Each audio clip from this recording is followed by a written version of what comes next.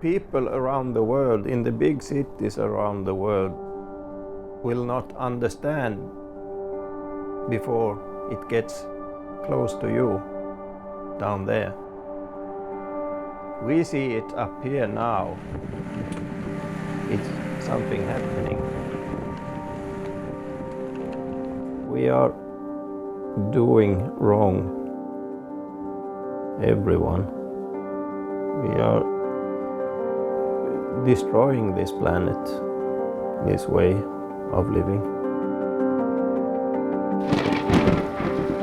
We know that the climate crisis is an existential threat to our way of life and our planet, and if allowed to continue on its current course, would change our world beyond recognition. But it's not too late to roll back the worst impacts of our heating world. The solutions already exist to turn it around. By focusing our efforts on climate justice, decarbonising our economies, and employing nature-based solutions, we can achieve a net zero carbon economy by 2035 and protect people from the worst impacts of the climate crisis.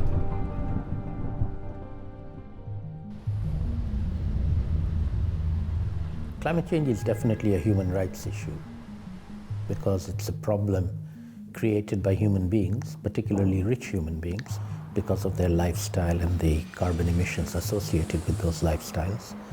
And the people who are going to suffer the consequences are generally poor people living in the most vulnerable parts of the planet.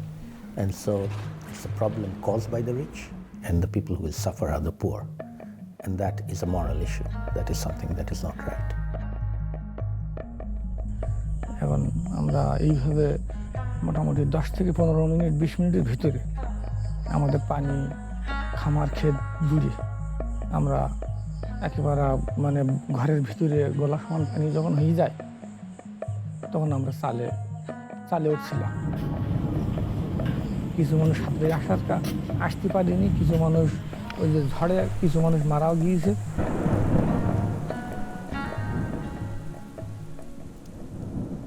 It's having its most pernicious and egregious impact on the people who've done the very least to contribute to it. And there's no question that it is a massive violation of their human rights. And what we're struggling with now is figuring out how can we prevent those impacts from getting worse in the future, and how can we actually alleviate the impacts that these people are already suffering. Issues of climate justice must be central to the task of halting global heating.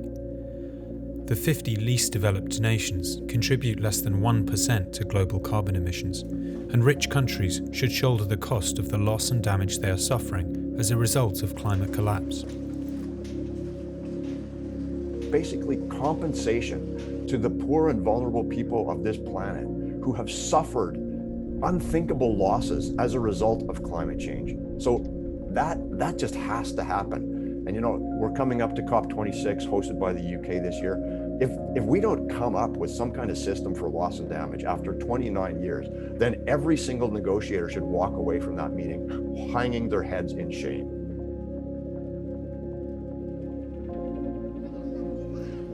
As well as loss and damage, wealthier nations and businesses must commit to measures which enable truly sustainable development for all, such as renewable technology transfers, increased spending on climate action, and the inclusion of marginalised communities, including indigenous peoples, in the decision-making process.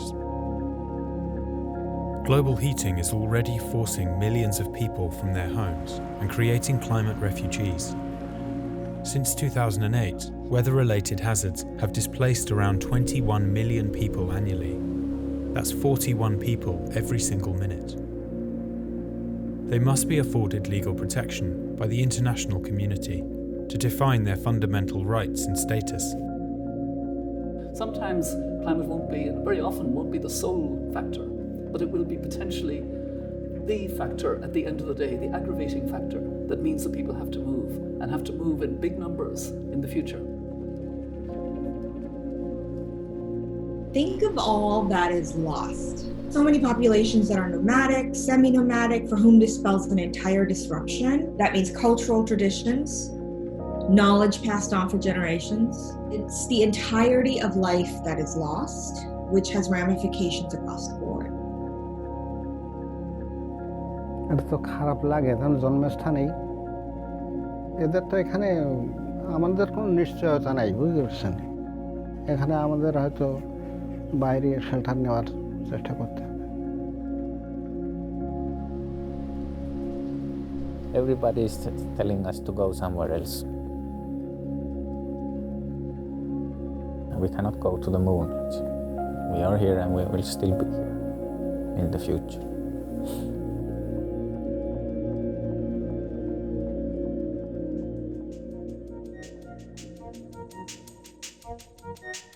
To prevent uncontrolled climate collapse, we must rapidly phase out carbon and incentivize the transition to renewable energy now. And these measures need to be understood as a cost-saving opportunity rather than an expense. Taking steps to meet the Paris Agreement targets would create around 18 million new jobs around the world and save trillions of dollars in the damage that runaway climate breakdown would inflict.